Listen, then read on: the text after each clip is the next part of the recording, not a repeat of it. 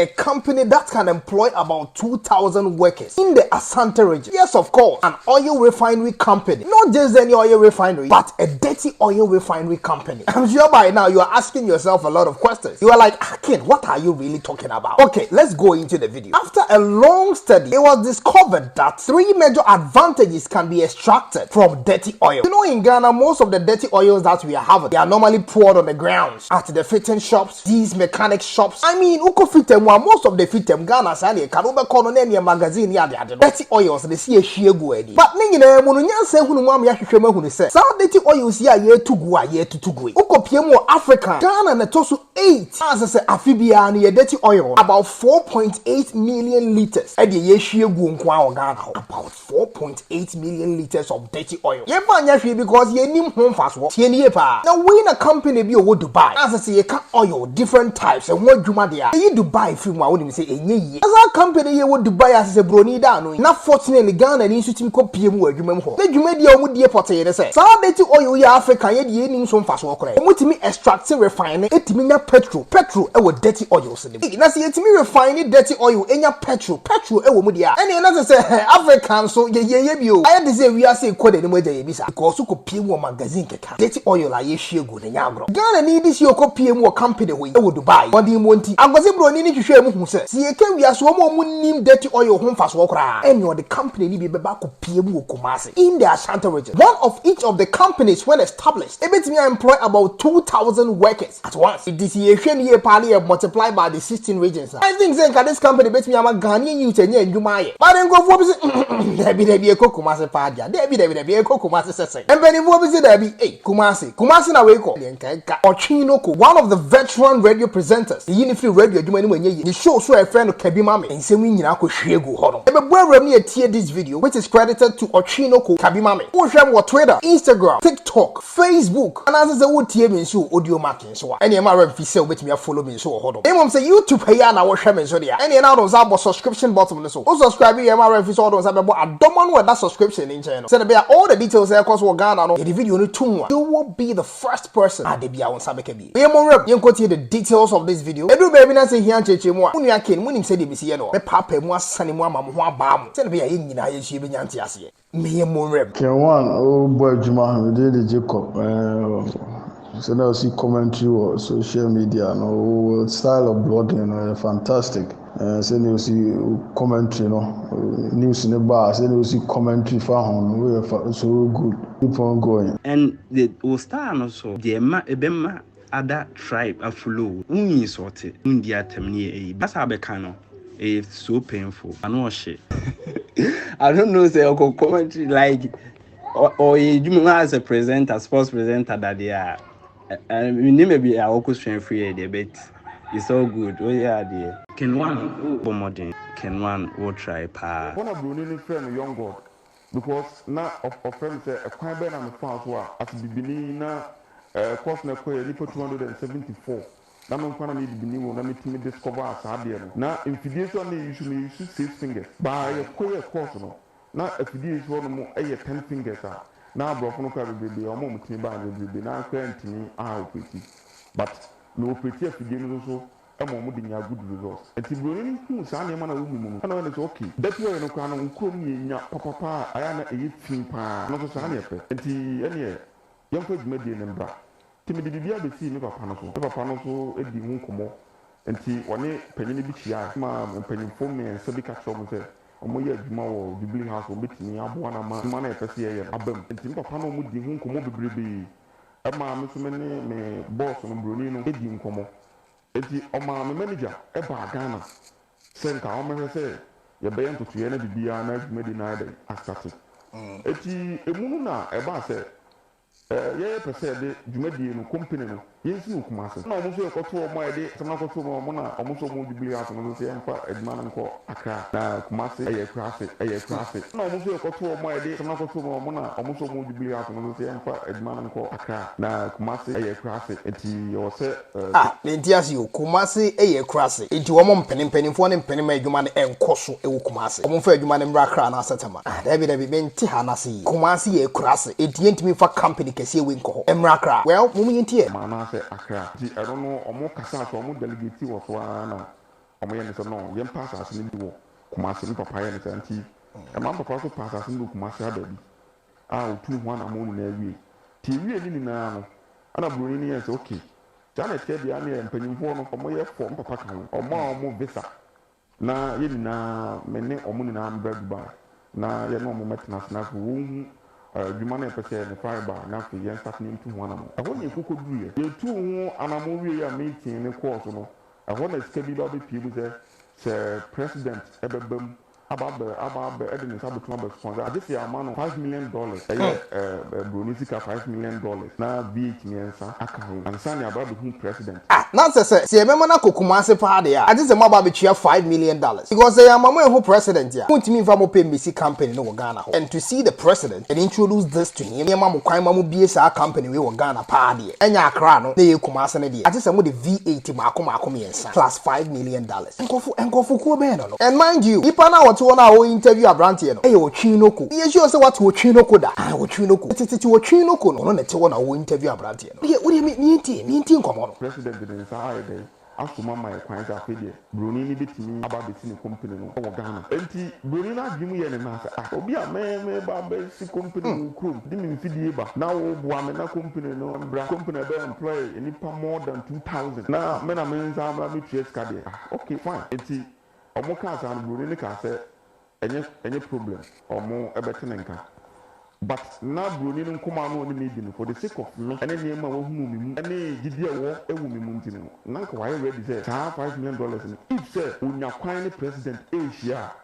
$5 million no betua ama president na VAT ni nka na omo request no abigi omo request yo de be mo omo anaga omo ye omo ba be duru ye ni mu ene omo di kan jam ntimi me twan be 3 months time na me ni broni ni kan say adwuma na ye kwa kusi no say o say product na bi ni munya feelings wo mo hunu say ene ma na de ba na ene ma papa ana say adwuma na ye be ye na adwuma papa enti nka omo ye nka containers ni bi nye de embra no ye say okay makasa wate enti me ni mpanyifo ni nkomo na container ba ko ebo ye $24,000 ba o ka say me say omo time de $10,000 to $12,000 which is 1.8 billion eba for container ba ko bia container 10 or be releasing na dey e dey amom na afi sika be ba omo nya bi dey abo adwuma no ho bra eti eno na mo mo de scan bi e ba ne papa ko ebo sia me de container na ba ko e ba container ba ko be duru Ghana na yiye no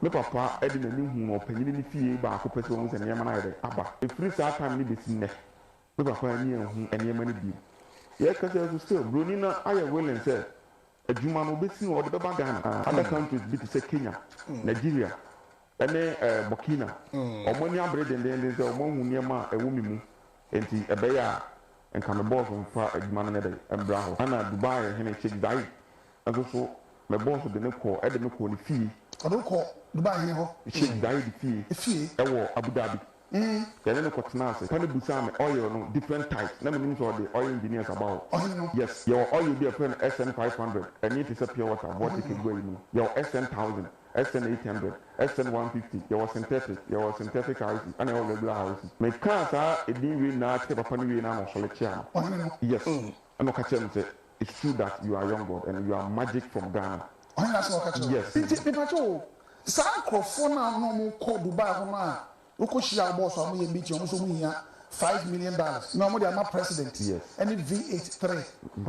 Good. Ewo broni na ni. Na broni so ready so do tia. No I ready say. Say omo tia says kana. Omo dey come hwan. No mo say omo dey say kana ma president. Come president. Yes. Good. Bra wo ba Ghana ha say no. Uni broni shi Ghana happen. Broni ni manager na ba Ghana. Omo je broni. I'm here. Okay. I said you na kasa no ha. No ha. Ti o ma manager na ba Ghana. Okay, mama musa won se bi wa ase.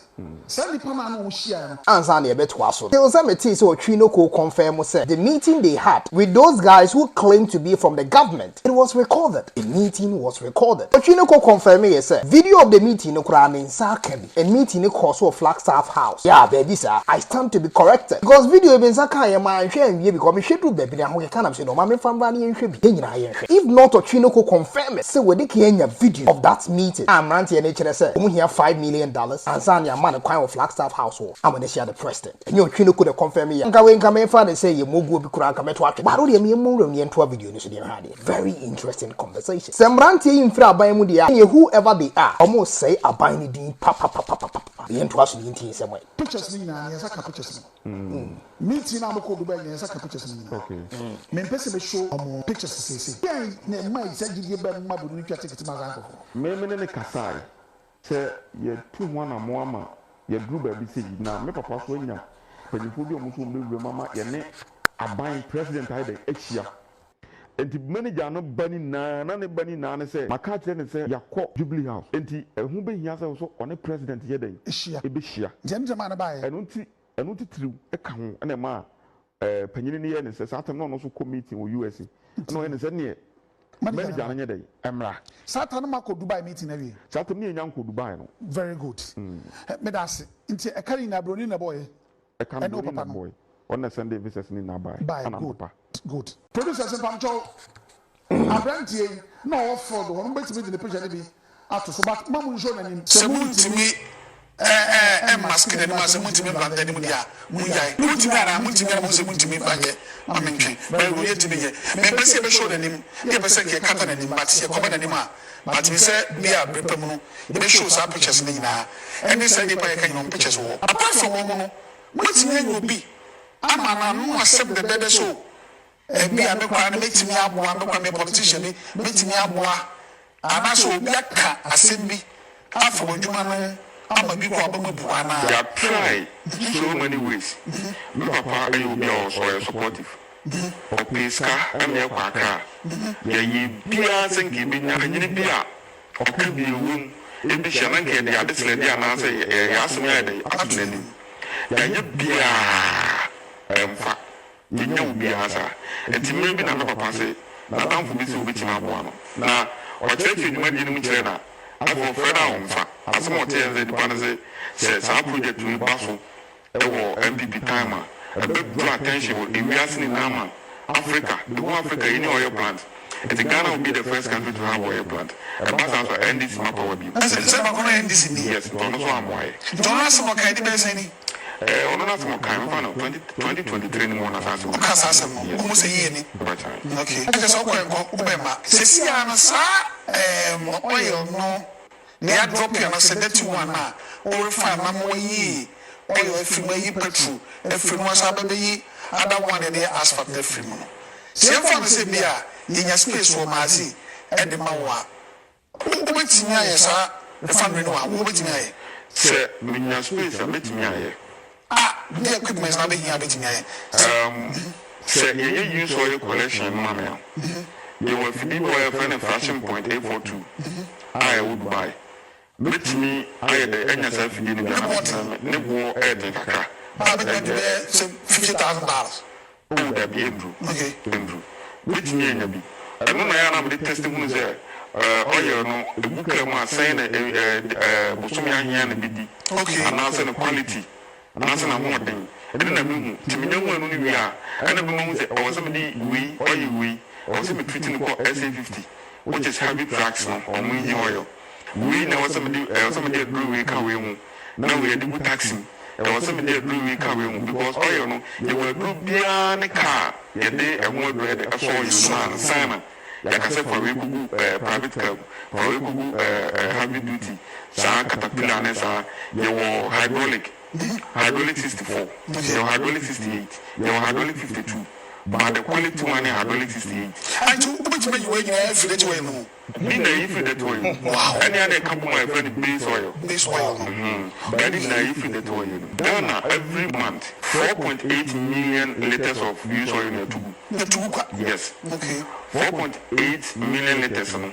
a bit my base oil tankers in about 20 1 month per and Ghana the 84th country are you consuming more oil the whole world Ghana toss 84 oil you go care petrol near the no toss 84 yes wow Africa also I think say Africa toss 8 yes I consuming oil pa and the Brunei yes I check me now say company no or the Ghana Nigeria na first ɔmo ne consume oil pa Burkina Faso ɔmo na so yɛ Ghana neighbor country ɔmo bɛyɛ ɛno no start to connect Nigeria for as you are talking now your agents ɔmo Nigeria ɔmo so yɛ adwuma they are all pushing say memfa country company no anase ɛmna Nigeria ade na wonta so ma yɛ willing sɛ mɛyɛ ade a bɛboa ɔman no ɛnyɛ ade a bɛboa individual sɛ yɛbɛtu saa na mɔmɔ na bɛboa ma mani so ade mu no aba mu dia why not esi an sɛ opportunity bi pie ana so pai na bi pɛ kasa sisi ranado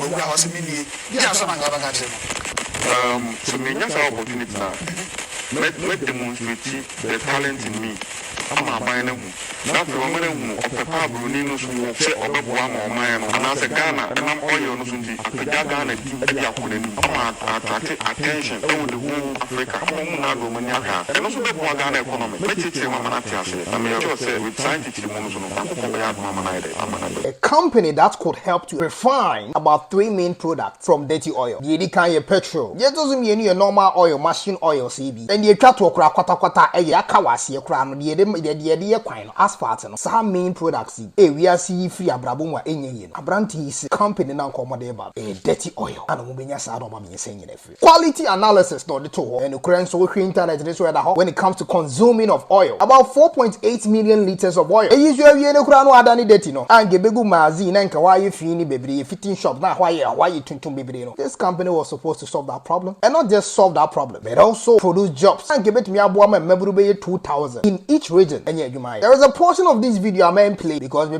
be a short. How do we have video in time? Not you be able to be correct. There was a certain portion of this video. Branty and Mamati as oh no, the uncle phone will push your more Flagstaff house one. What did you say? Be on my chrome for because I want come on one. Because if they are in the government, the party and it could be some me chrome for and come up as but say well buying mu party and as a Ghana you kura. You are the two to say other party in so almost you go see almost so much so much party as MPP are buying the babbing and couldn't you know Basa election AD and never and semi break it almost soon the packets of the youth Manti any here you may party no here I again say move me a boy the two main parties again so many vote free with me a baza branting somebody to Jan be a natural baby but you know consular confirm with when your video of the meeting and me drew baby crossing call the videos the pictures need to so but no cry any day go me to adventure to comment section no I say am I ready share this video share this video to be near being so the oil company we be Kumasi party and in Kenka see a better man be Kumasi this is a mutual $5 million plus V8 car no be Mako be 3B and go we be on say and your first time about this channel so I'm official subscribe to this channel like this video I like this video but important thing is share this video now me be so be say be the first person in the video to my be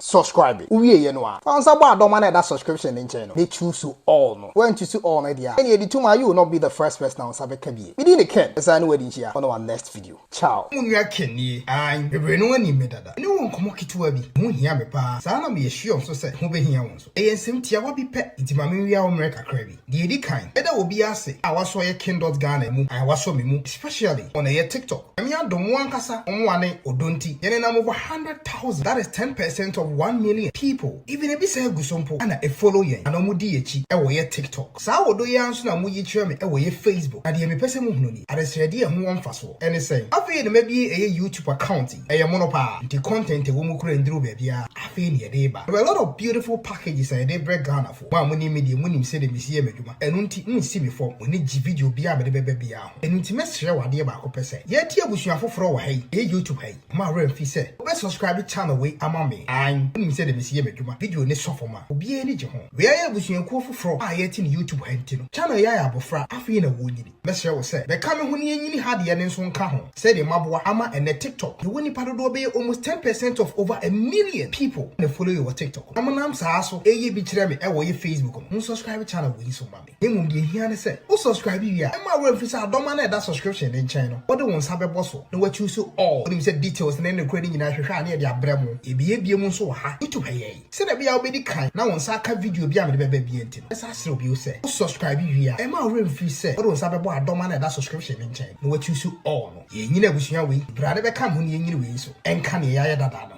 within the Ken the cultural content I dey be go YouTube ha no ano dancing the munim dada no Afi na afi ye bebe wradi mu odro ni ye sure se woni se me de meye ma ko hwe no kure no efe tifini apiwe ni anafo abro odra mi wo ma wonti mo nua ken ni subscribe sponsor bo adoman choose all afi share video yi e mani padodo bebre na won so nya bi hwe ni mu se manu asi we de can subscribe kra dada e de won sa bo adoman so e choose all no we dey the ken no we dey kra e be se share on our next video K1ng o boy juma we dey Jacob so now see commentary or social media no style of blogging fantastic say you see commentary news in the bar say you see commentary for home so good keep on going and the star no so the ebema other tribe aflow unyi sorted India temni basa beka no it's so painful I know shit I don't know say commentary like or you as a presenter sports presenter that they are